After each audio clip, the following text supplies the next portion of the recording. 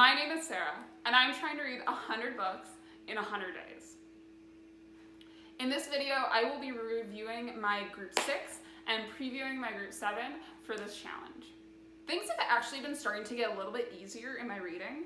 I think there's a certain piece of just getting over that 50 book mark that's really helped me feel like I'm getting closer to the end. And it's giving me a lot of motivation to really keep going, keep moving, and read more and read faster. Not take up too much time, I will jump just straight in to Group 6. First one that I'm going to talk about is Three Dark Crowns.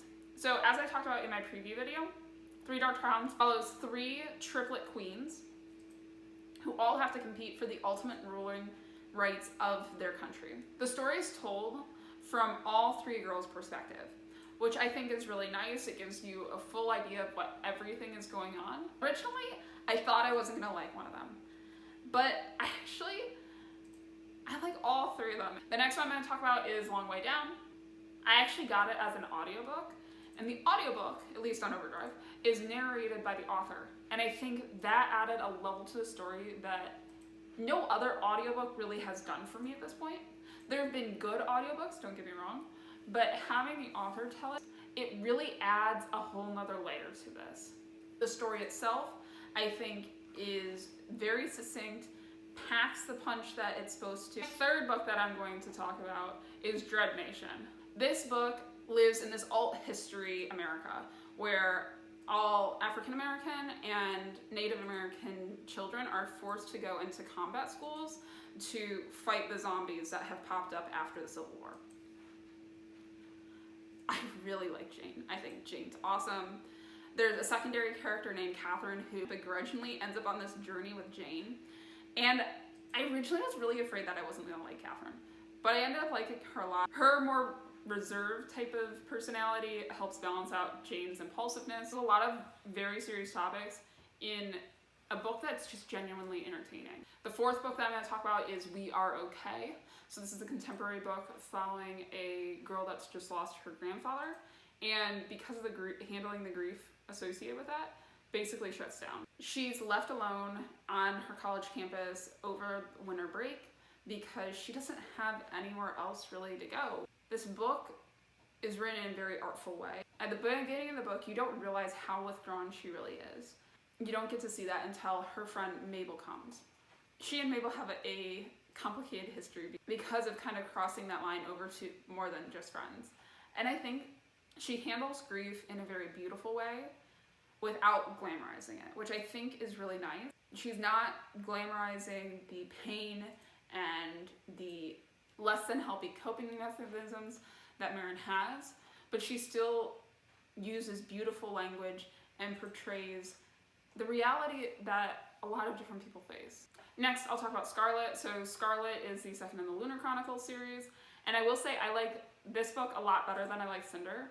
I find Scarlett and Wolf to be a lot less cringy characters than Cinder is, and for whatever reason, I don't know if I was just like more prone to getting cringy or if Cinder was actually cringier for me, but I felt less weird about Cinder herself as well, and actually convinced me to read more in the series as well, which you'll see in Group 7. Next, I'm going to talk about the two Chronicles of Narnia books that I read. I read The Horse and His Boy, which is the third book, and Prince Caspian, which is the fourth book. I'll just talk about them together because they are part of the same series. I can definitely confirm, as was my suspicion, Prince Caspian is still my favorite book, at least thus far, in the Chronicles of Narnia series. And His Boy is definitely a close second.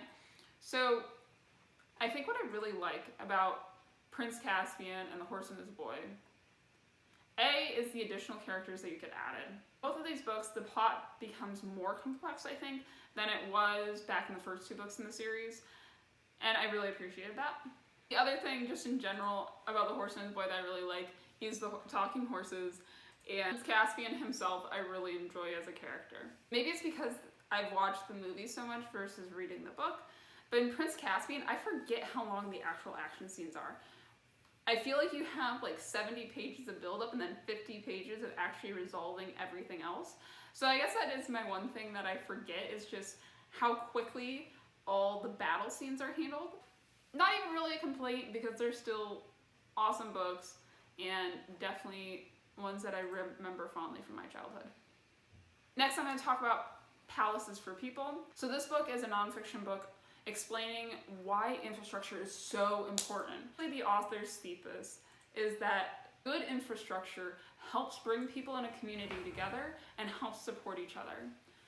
The original example that he uses is the heat wave that happened in Chicago. Communities that had strong ties with each other and strong infrastructure actually had way lower death rates versus totally comparable communities that didn't have that. His argument, I think, is really strong. It made me love libraries more than I already do. And a lot of these big topics that maybe are buzzwords for politicians and talks about very ways that we can actually work on reducing them. Only con that I would really say to it is I think he covers the main points of his thesis really well in the first, third to half of the book.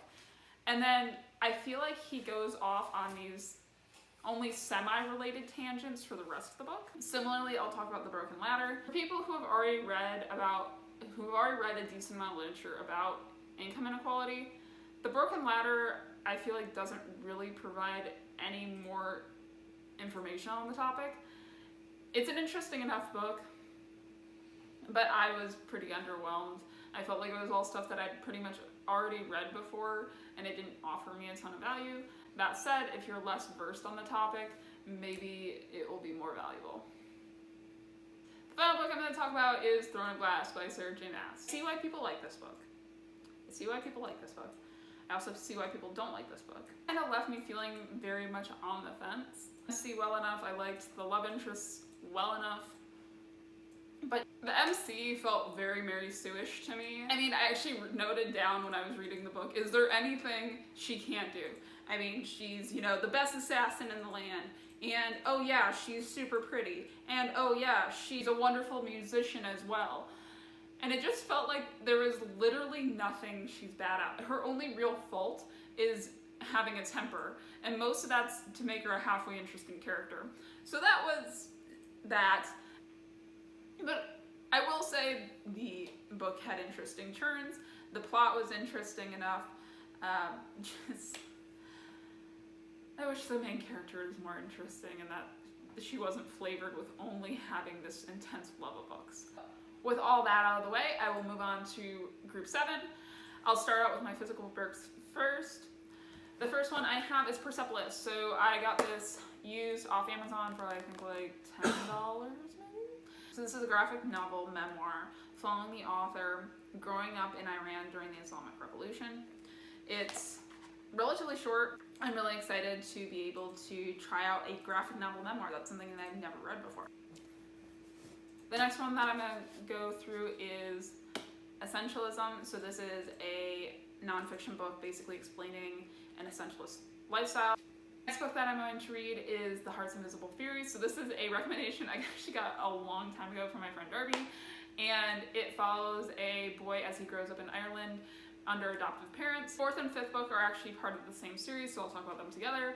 So that is the Carve the Mark and Fates Divided. These are two books in a duology. They were both available on Overdrive, so I figured might as well get both of them at the same time, and hopefully I'll like Carve the Mark and keep going. So I was able to get the third and fourth books in the Lunar Chronicles series, so I'll be writing both Cress and Winter in this group, which are actually my two longest books of this, are the two longest books of Group 7.